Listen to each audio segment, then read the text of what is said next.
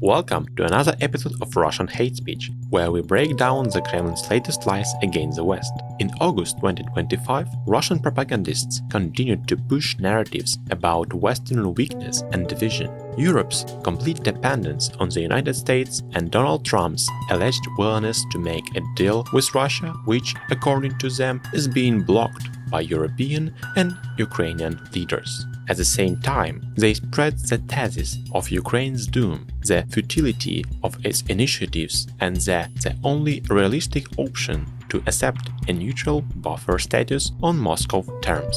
On August 22, 2025, during the program 60 Minutes Special Edition on Russia 1, Alexei Naumov, a Russian journalist who presents himself as an expert on Russia-America relations, promoted the narrative of Western disunity, claiming that Russia could exploit it to its advantage.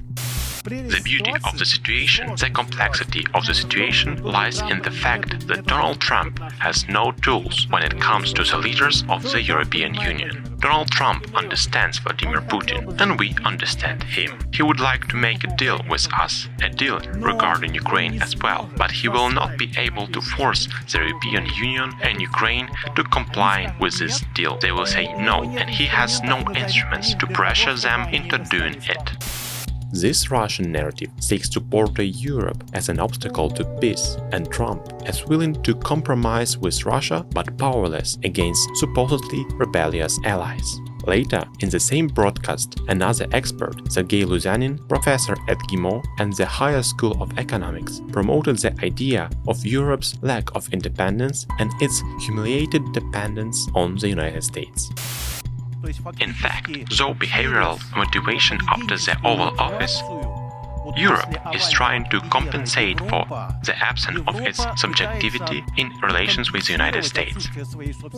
At the same time, most of the Euro dwarfs fiercely hate Trump, but they are forced to fawn over him, flatter him, and at the same time soothe themselves. But this won't last long. They say, just 3 years, be patient. I can reassure you, it's forever. The thing is, for any American presidency, there can never be too much money, political flattery, or bootlicking.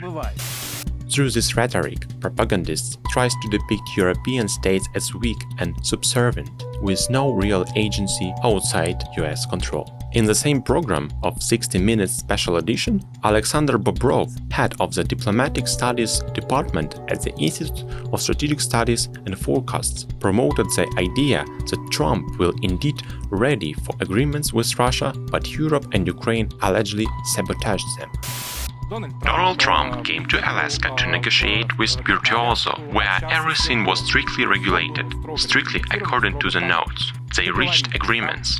We have already discussed many times that there would be no Ukraine in NATO, that the realities on the ground would be accepted, and of course, there were various formulas related to territorial settlement. Trump remembered all of this. He truly saw in a chance for settlement and then decided to improvise. But, as we know, any improvisation must be very well prepared. And so, when this political Peking vocal came to Washington summit, they began to deliberately throw Trump off the rhythm in hope of distracting him from the focus and rhythm that has been found in Anchorage.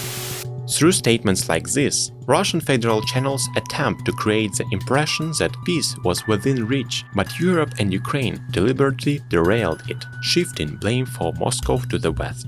Earlier mentioned Alexei Naumov also promoted the narrative that the US will exit the conflict. Ukraine is doomed and capitulation to Russia is the only path. Therefore, Donald Trump, deprived of any leverage over the conflict, deprived of any leverage over either side of the conflict, will most likely simply exit it. The Americans will continue profiting from selling weapons to Ukraine. Ukraine will continue slowly rot since it has no chance to win. That must be understood. Ukraine has no chance to win. The most profitable thing for Ukraine now is to reach an agreement with Russia, accept all conditions and resign itself to reality. But that will not happen. So apparently the special military operation will continue and possibly the number of regions that Russia acquires will change.